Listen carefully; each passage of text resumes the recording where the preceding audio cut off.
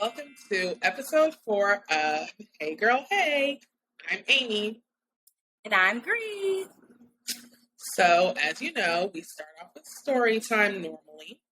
And our story time this week is going to be somewhat of an update. So, last week, you guys know that our listener letter was about how long a woman should wait for a proposal from her boyfriend. So, we followed up with her and we asked for some more details. So she told us that she and her boyfriend have been together for about 3 years, have been living together for about a year and a half, and they've been discussing marriage. They both always say they want to be married. And we have an update for you guys. They got engaged on the 4th of July. So congrats to them. And that's going to take the place of this week's story time.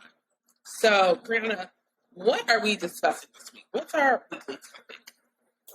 This week we are discussing Black men and women working in primarily white fields. So, just being Black people working in fields that are white dominant. Yeah. And the difficulties of that and just the struggles and how that is, our experiences in those fields, the ups and downs, the goods, the bads, all that fun stuff. So we can definitely both relate to that. And I was just thinking, now that you mentioned it, what are Black dominated fields? I don't know if there are any. Are there? Black dominated fields? Maybe sports. Sports, yeah, definitely. Maybe sports. Sad to say, maybe fast food. Yeah, maybe so. Well, lower levels. Probably. Labor, worker jobs. That's true. Like blue collar jobs. Yeah. Yeah, maybe caregivers. I don't know. Right. There aren't many, and the ones that you just named and that I can think of are like lower income jobs, I'd say. So, yeah, today we're going to discuss, I guess, higher income jobs, which are usually white dominated, and our experiences. Yeah. So, let's take it back to like school. When you were growing up, did you go to a predominantly white school, or was it pretty diverse? What were your experiences growing up? So, growing up, I moved around a lot with my dad's job. So, let's see, elementary school, I actually went to, let me see, 1, 2, 3, about 4 elementary schools. And that was consisted of Georgia, Florida, New Jersey, New York. So most of the schools I went to were primarily white schools, but because I was so young, I don't think that I was affected at that age. Mm-hmm. I think I was more affected in middle school, where I only went to one school, 6th, 7th, 8th grade. I only went to one school, and I was living in Denver, and Denver is primarily white. So I can remember in my class, there was maybe 10 Black kids. Don't really remember a lot of Black kids being in my neighborhood, maybe 2 or 3. And both my parents are from Georgia. They grew up in small towns.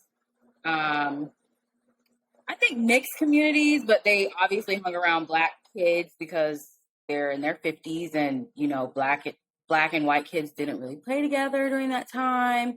So it was very difficult for my mom to see me playing with only white kids. But obviously, when you only have that option, what can you do? Exactly. So I can remember her telling me, like, there's no Black kids at your school that you could play with, or like I would come home with an invitation and she would always say, like, is this a little white kid? Or like, like it wouldn't be like pushy, but she would definitely like be concerned because she wanted me to interact with Black kids, but there was no Black kids to interact with.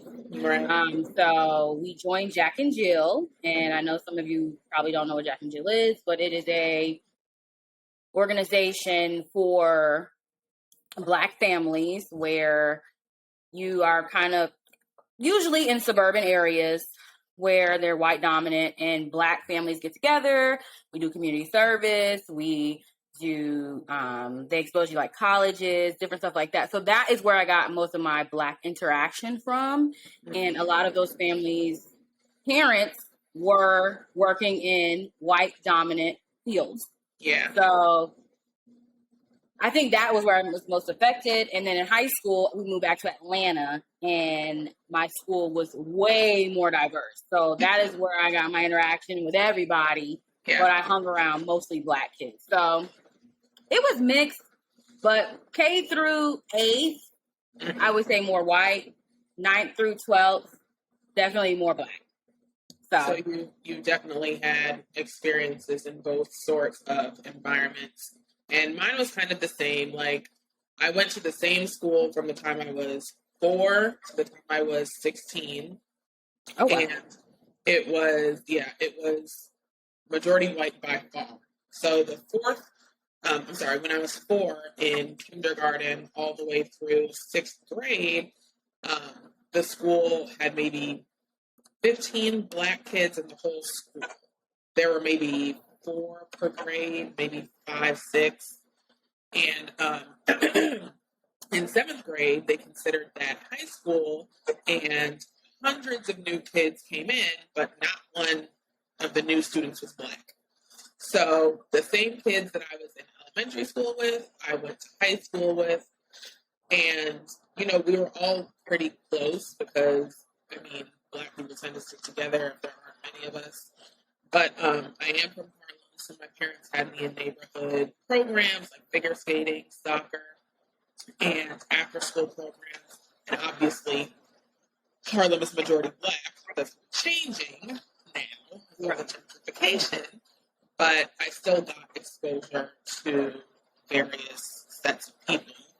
And then when I was 16, I went to boarding school, but it was an all-Black boarding school. So that was like completely different from how I grew up. And where was that school? Mississippi, where my parents are from. All my family's from Mississippi, so not only was it different to go to school with all Black people, it was very different to be going to school to go from going to school in New York City, like probably the most urban city in the world, to going to a school called Tiny Woods in the middle of nowhere in Mississippi. The school was the only thing that existed in the town. So the school was the town. It was completely different. But it prepared me going to school with all Black people for college where we met, going to Spelman and being around all Black people. So again, like we both had different experiences, or we each got different sorts of experiences growing up, and then in college we went to HBCUs and HBCU. Right. Do you feel that Spelman prepared us for working in predominantly white industries?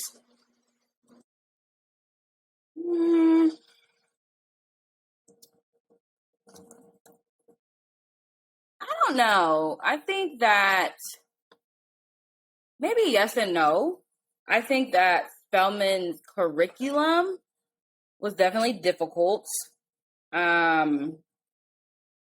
Having diverse professors, yes, because, obviously you interact with everyone. The professors were white, Indian, Asian. Like, they definitely did not discriminate when it came to that. But because the school was so small, working in bigger industries and having those small classes, maybe not. But the people skills, yes. Because, like, they push you. I agree. They push you. And And yeah. they don't like, they're not soft with you. Like freshman year, maybe it's like, we're gonna like tiptoe you in, but after that, it's like, all right. Yeah, for sure. I got agree. And I was never under the impression that my career would be that way. I never thought that it would look anything like Spelman. So I kind of took it as a time to enjoy it because I knew that would be the only time for the rest of my life that I would be in an environment like that around mostly Black people or all Black people, because those days are long gone. And you and I both have professional degrees as well. I went to Vanderbilt, which is, I don't even know what percentage white, but it's up there. And you went to Mercer. I don't really know about the, I guess, demographics and makeup of Mercer. Can you like kind of talk about that a bit? So Mercer is also pretty white. And then I went to University of West Georgia for my specialist, which is very white. It's in Carrollton, Georgia, rural area. All my professors at Mercer were white except one. All my professors at University of West Georgia were white except one. Pretty much all my classmates were white at Mercer except a few. Same thing at University of West Georgia. I don't even know. Maybe I had a couple Black classmates, but because we were virtual, obviously because of COVID, I didn't really get to meet them. But both my parents graduated from University of West Georgia, and when they went, they were like few and far between Black students. So it's pretty much still the same, but obviously they have more students now. It's a state school, so, you know, it's diverse, but still. Country, it's in a rural area, white kids, which is fine. You know, I can adjust. I was there to get my education, not to really meet. Right, so. In and out. Yeah. I definitely agree. But I can say one thing about Spelman is I went through a culture shock a little bit when I came there because I had never been in an all Black everything. All Black students, dorms. It was just a lot for me. I had a very difficult time adjusting my first semester. I think it was just college and being around all Black people all the time, besides during class when I saw, like, obviously my professors, but just adjusting to different personalities, people that grew up around only Black people, having to deal with people asking me why you talk like that. Oh, you're from Atlanta, you don't sound like it. You're bougie, like, but then, you know, if I'm like, you're a ghetto, there, you know what I mean? Like, just having to deal. And like, I was literally going home every weekend to the point where my mom was like, you have to stay on campus. Like, do not come home anymore. Yeah. And once I found my friend group, I was fine. But it was just hard because I'm like, I had never been in a situation where it was like, you're this, you're that, you're this, you're that, you're this. And I'm like, dang, like, I'm just here to go to school. I've heard so many great things about Spelman, and then I get here and it's like, well, dang, like, can I just be myself? And I felt like I had to like close myself off to this box that people put me in. But then obviously once I met my friends, I was fine. But then like at first I was like, I don't want to go here. It was too much. But I'm glad I stayed. Do you feel like you experienced that same sort of thing when you made your way into your career? Like, did you go straight from Spelman into your career, or did you go from school to career to school? Like, what was your path like? So I went from school to school, career. I did like kind of a career switch. Mm-hmm. And then I just finished another degree, but I'm still going to stay in my same career. But once I finished my second degree, I I worked with foster kids. And that wasn't a culture shock for me necessarily because I love kids. I've worked with all types of kids, but being an educated young Black woman, working with uneducated Black people, that was hard. Yeah. Because when the leadership is white and when the leadership is white and they're educated, and they have uneducated Black people working for them, especially for a long time, I think sometimes the mindset is like, I have to do everything they say. Yeah. Because they feel like they don't have any way out or they don't know any better. And then when an educated Black person comes in and they know better or they have these skills, it's almost like intimidating to this white person. And they're like, oh, well, who do you think you are? Okay, I'm just me. You know what I mean? I'm just trying to learn. I'm trying to, possibly make this company better. And that is what I got into with my job, which I won't name the company. I actually ended up getting terminated from there. And I will tell that story a little later, but just going in, trying to be a genuine person, learn, move up the ladder. And it was like, oh, she's actually smart and she knows what she's talking about. She's educated. No. So I'm going to do everything in my power to keep her down here and whatever. So, listening to these older Black people like, oh, don't do that. Don't say that. Well, what I'm doing and saying is not wrong. Right. It's definitely, I'll say, a relatively recent thing to have, first of all, Black people in these positions and young Black people. And on top of that, you're a woman. So a lot of people probably aren't used to experiencing that. And it's kind of a shock to them. Like, I've worked at a couple of firms since law school. I graduated 5 years ago. And I wouldn't say that I've had issues with my coworkers. They all seem to know that I'm competent. They can rely on me, no issues. But I have experienced things with other attorneys, like if I have an appearance in court or if I have a deposition. Like just a few months ago, this older white male attorney and I had a deposition. And lately, depositions have been on Zoom. So, of course, I was in my attire, my appropriate attire. And he and I were on the call and we were waiting for the court reporter and the witness. And the attorney asked me, oh, Amy, are you the court reporter? And it was interesting because I'd corresponded with him via email several times. And on Zoom, your name shows up. So I know you see it says Amy, last name.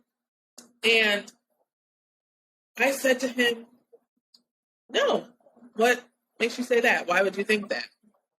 And I just looked at him. I was like, oh, because you're having the headphones.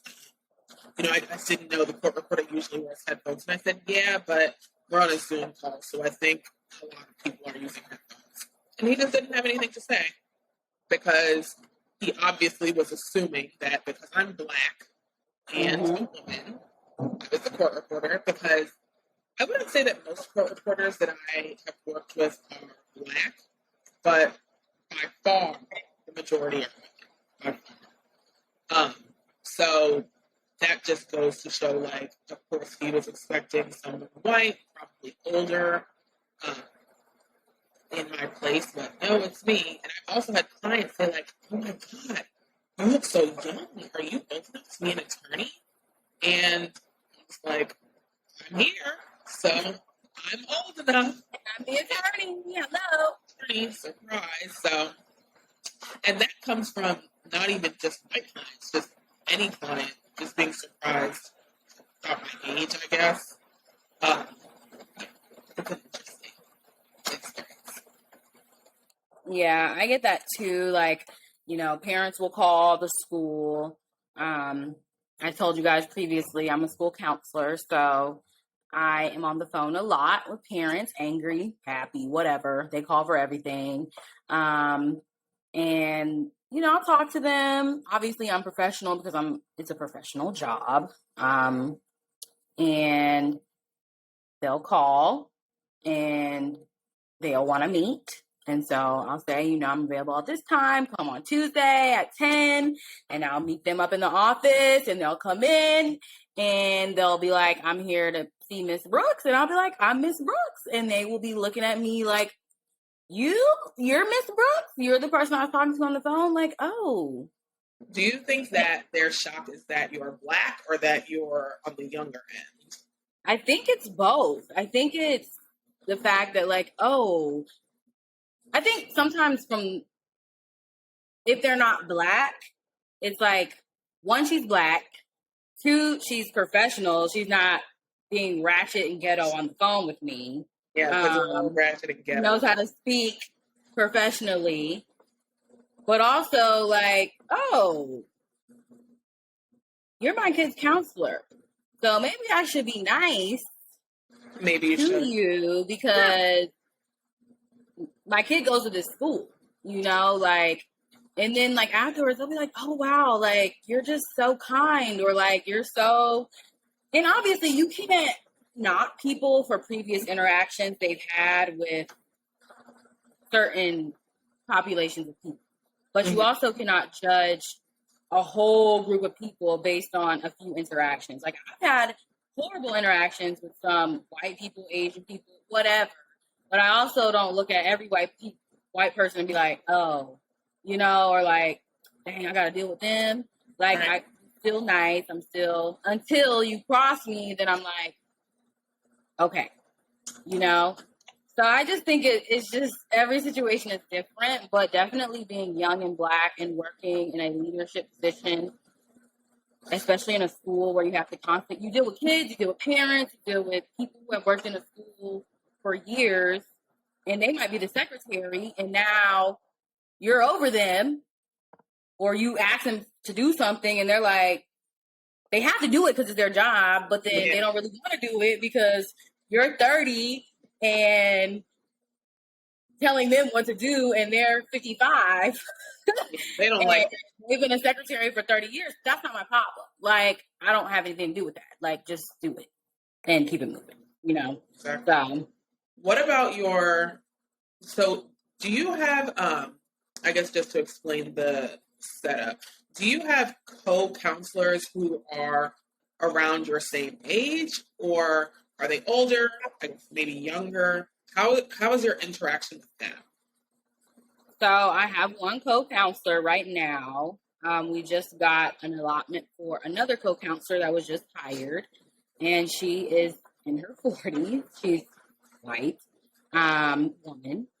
So I will actually meet her in about 2 weeks. I have not met her yet. I will be over both of them. So obviously in our previous podcast, I told you guys my interaction this past year with my co-counselor was not a great one. She's not leaving. Oh, so I didn't know. I have 2 co-counselors, but I'm trying to make it to where the atmosphere going into this school year is a better one, regardless of how she acts, because I cannot worry about whatever personal issues are taking place with that situation. I don't want this new lady to come into a toxic environment. She's coming from New York, actually. So I'm hoping that, a fresh face in our counseling department will be better. But in the district, we have over 200 counselors. So there is counselors my age. And there are counselors that are in my same position to where they are over other counselors in their building. And they do a great job. You know what I mean? And I'm sure they have to deal with situations similar to mine. But at the end of the day, we have a job to do. Our job is not to babysit grown adults. It's to take care of these kids. And so I think that if people can put their personal issues to the side and do their job, we can get it done. But like I said, a lot of people don't like when younger Black people are over them and telling them what to do or more educated than them. It's just hard, but I've learned that I can't worry about people's personal. Like, there's other schools you can go work at if that's your problem. So. Yeah, I agree. There's always going to be those people who, I guess, don't respect your position or your experience or your role. But really, all you can do is just do what needs to be done.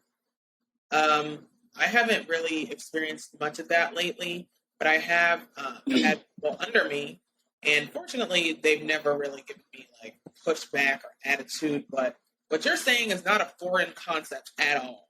Like, I know older people do not like to report to younger people because often they're stuck in their ways, and you being black on top of that, like, it's a pride thing, you know? Yeah.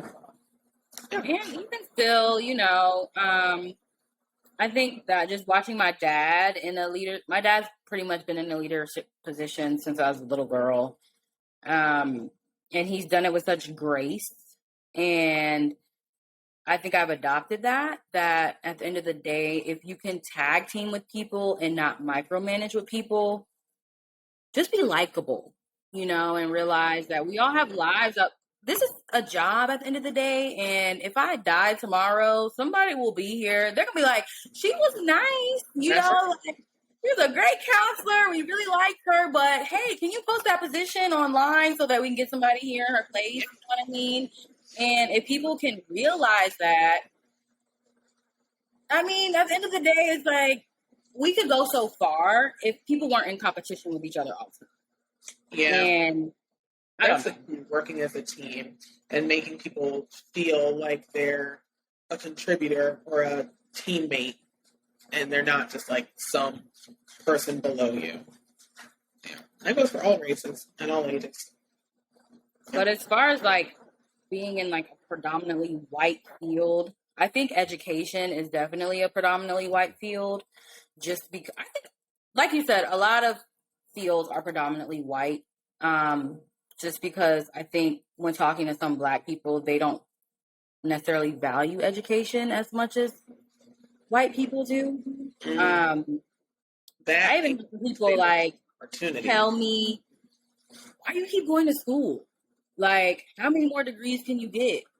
And I'm like, I'm going to get as many as I want. You know what I mean? As many as it takes me to feel satisfied, because that's something that no one can ever take from me. Knowledge is something that nobody can take from me. This degree has my name on it, nobody else's, and I'll have it forever. So if you don't want to go to school, that's your choice.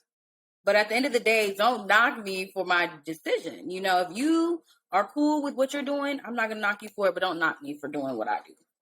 Yeah. So it can only provide you with more leverage, I think it's great, honestly.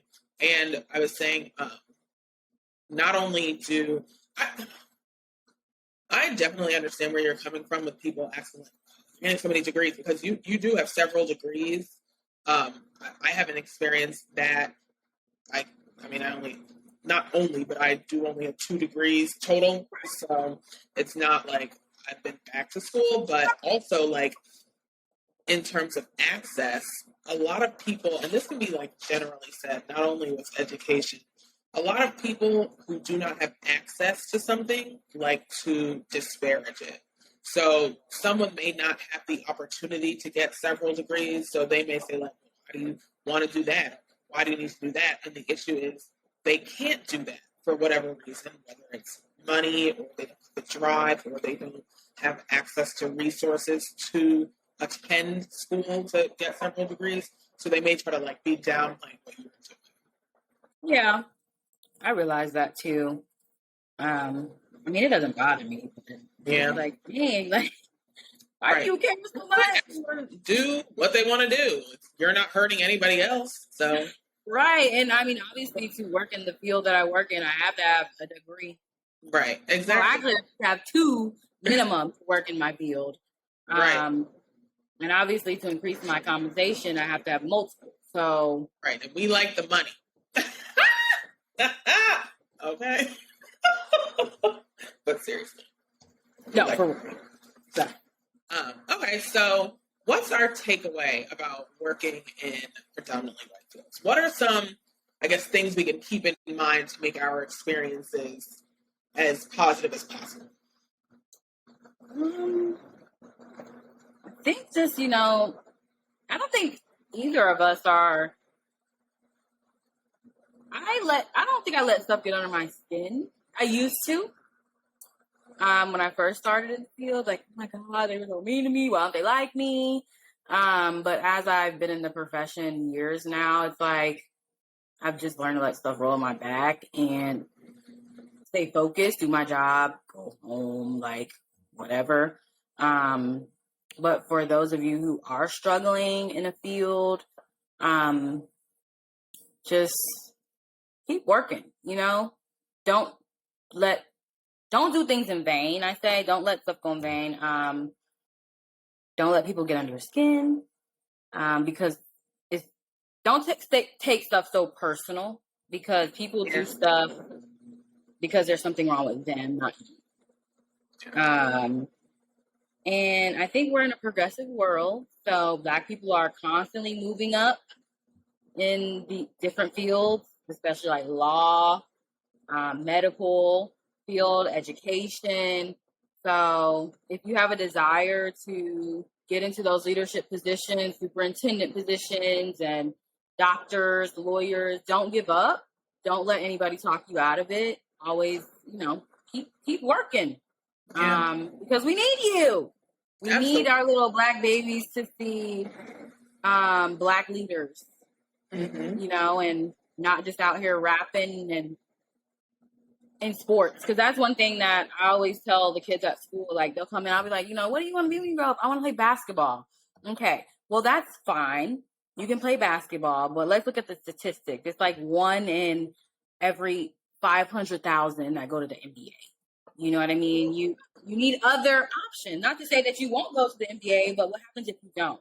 Right. So I agree. We just need other things. And I'll also say, I think a good piece of advice is, if you are in a predominantly white field, you should join Black professional organizations with people in your same position, and you can get tips from them and ask them how to deal with experiences that you may have gone through, because we can give advice and we can say, oh, you should do this, you should do that. But at the end of the day, if, for example, a Black doctor is like, I'm the only Black doctor in my hospital, I don't know how to deal with my attending, I can't help you there. So you may want to find Black groups and find people with like experiences. And I agree with you, work hard, always do your best, because that's also a way to really show that you deserve to be there. Like, oh, Amy puts a really great work product. Amy does great depositions, whatever. She's really showing me that she's capable. And I agree with you, education and hard work really are the keys. So, I'm going to get to our listener letter. Yeah, let's see what we got. All right. Let's see. It says, hey, I'm 29 in a relationship. My ex and I have tried to work things out for years, but can't seem to get it right. We were in a 5-year loving relationship. It was healthy, but just unsuccessful due to personal differences.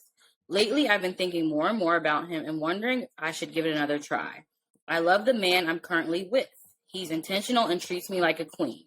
I struggle with my love for him because he's white, and I'm not sure if I can commit to dealing with the racial implications forever.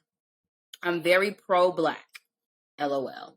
Should I just go with the flow and stop thinking about him forever? Oh my God, that's so deep. That's really deep. And it's also, I guess, relevant here. We're talking about white. I know, dang. So, okay. So let's just pull out some of the facts. So she's in a relationship and she loves the man she's with. She has an ex, but did she say cultural differences drove them apart? She said she has an ex. She has tried to work things out, but can't seem to get it right. They were in a 5-year loving relationship that was healthy, but unsuccessful due to personal differences. And she's been thinking about him more and more and wondering if she should give it another try. But she's currently in a relationship with a man with a wife. Okay, so she's in an interracial relationship. The man she's with right now treats her like a queen, but it sounds like she's been trying to work things out with her ex this whole time, and they were in a 5-year loving relationship. But due to personal differences, which is very vague. It is vague. I wonder what the personal differences are. Me too. Immediately, what comes to my mind, personal differences that could stop a loving relationship, to me, I would think maybe different religions. Mm-hmm. Maybe one person wants kids and the other doesn't want kids. Family issues, like the family may not like her, or his family, or her family may not like him. Can you think of any other personal differences that would maybe one wanted to move, one didn't. I was thinking that too. Maybe one wants to live wherever and the other wants to live somewhere. Job. I don't know. I don't either. It could be anything. But that's really deep. Well, the first question is, do you think she should break up with her current boyfriend and give it another shot with the ex? I think that 5 years with somebody is a long time. And being that I was with my ex on and off for a long time, and I do go through random phases where I think of him, not about getting back with him. I remind myself that doors close for a reason. And I don't know how religious she is or, how spiritual she is. I don't believe in ruining the blessing that's in front of you. If this man is treating you like a queen, like you said, you're happy, don't ruin the blessing that's in front of you. I get that you're pro-Black and he's white, but I think that this is also 2021 and that there's so many diverse relationships out here that that's not really a big issue anymore, unless maybe his family is making you feel some way, or they've made comments, or unless you are very uncomfortable with a situation specifically too, I think I would consider breaking up if maybe I met his family and they made me feel very uncomfortable. Absolutely. Maybe they're like, oh, I didn't know she was Black, or you know what I mean? Like, you didn't tell them, or like they were just shocked. I would be like, okay, no, and that would probably be something my parents would do, quite honestly. But obviously I wouldn't bring them up. I wouldn't pop up with a guy that they didn't know was Black. Right. That's just my view. I don't know this man or all the dynamics of the relationship, but obviously 5 years, you're going to think about him. But also, I think if you get too deep in your thoughts, you're going to go down a rabbit hole and you're going to get in a comparison trap. So for me, it's a few keywords stuck out in my head. So the first keywords that stuck out in my head were that her 5-year relationship was healthy and loving. If she had not said that it was a healthy, loving relationship, I would say absolutely not. Don't even consider going back to that. So that's one thing that makes me concerned about the current relationship. Secondly, she said that she really has no complaints with her current boyfriend. But for me, I think it's an issue in itself if you're not just thinking about your ex, but you've been considering getting back with your ex while you're in a new full-fledged relationship, that's very concerning to me. Like if I put myself in the current boyfriend's shoes and someone were to tell me that my boyfriend has been considering getting back with his ex of 5 years, who he had a happy, healthy, loving relationship with, if I knew that, I probably would leave him before he had the chance to leave me. Because it's like, one, you really can't compete with someone's history. Yes, somebody can get over their past and move on with you. But when someone still has their history at the forefront of their mind, that's very concerning to me. Now, I will say that the writer said that they had personal issues. I don't know what the personal issues are. Her issues with the current boyfriend is that he's white, but also my thinking is, you knew he was white before he became your boyfriend. Right. He's been white this whole time. So and he doesn't care. You know what I mean? Right. Like, why would you get into if it's really a big issue for you that you are dating somebody who's white? Why would you agree to get into a relationship with that person in the first place? I don't think that's fair. Like, for example, if you're dating somebody and they have a child, and you usually aren't really open to dating someone with a child, but you say, I'll give it a chance, and you allow it to progress, you're having a great time, you get into a relationship, and then a year into the relationship, you're like, yeah, but he has a kid, and I don't know, and I was really not into kids, blah, blah, blah. I don't think it's fair to break up with somebody for a reason that you knew existed before you got in the relationship. right. Now, it's a different thing if you're breaking up because you really want to make things work with your ex, but I will say that you really need to consider, and I think a lot of people just think emotionally, they don't really think logically. I think you need to think logically. If you leave your current boyfriend, is it really actually likely that you and your ex can work it out to continue to have a happy, healthy relationship and sustain that? Because I agree with you. Don't mess up your current blessing because your current boyfriend sounds like a great man. He treats you like a queen. Don't mess up your current blessing because there's another good option that may not be permanent. Don't mess up a forever type of thing for something you just want to explore. Do you know what I mean? And also, where is your ex currently in his life? Like, is he in a relationship? Are you in communication with him?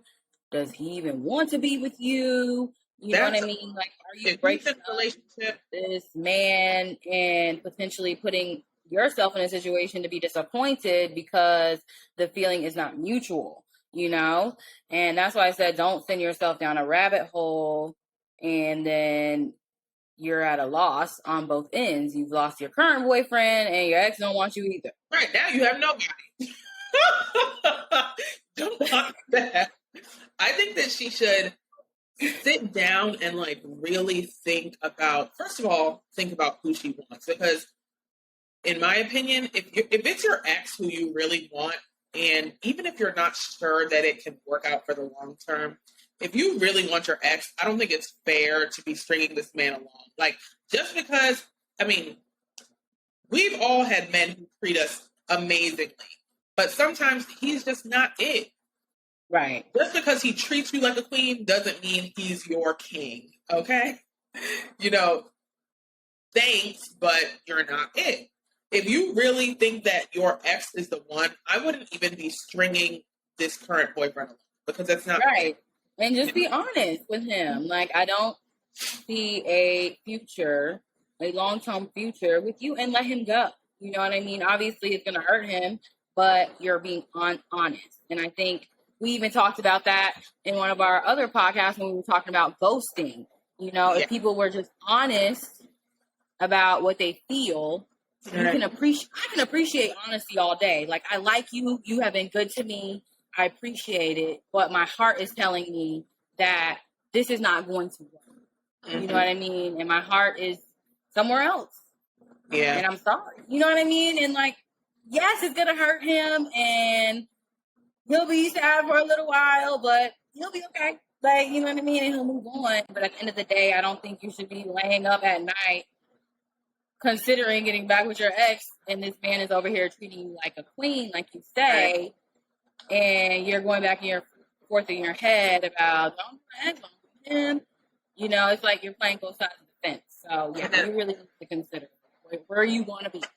Another thing I was thinking that stood out to me is that she said they were together for 5 years and they've tried to get back together several times, and she's still thinking about it.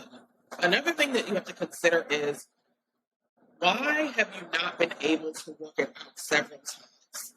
There's something wrong here. I don't know, like we said, whether it's religion, family, job, moving, I don't know. But how many times do you have to try to make a relationship work before you give it up? You know what I'm saying? Like, you were already together for 5 years. I don't know if she said why they broke up in the first place, but sometimes he's just not the one, you know? What phase of your life were you in as well? Like, were y'all together 5 years in college? Right. 5 years in like, where were you? Because me being with somebody 5 years in college, I am not the same woman. Nope. You know what I mean? I've had dudes reach out to me, and I'm like, I'm not interested in you. Yeah, I was interested in you when I was 21. I'm 30. Like, not saying Brianna, sorry. Like, see you later. Definitely not. Yeah, she needs to think of she needs to think of who she really wants, because I don't believe when people say, like, I want you, but I also want you. No, you want one person and you just want the other person around because they're cool, but they're not it. You need to think of which one that you really want. You need to think of whether these personal issues that you and your ex had can be resolved. Like, if it's a religion thing, can someone convert religions? Like, think of ways to resolve these personal issues.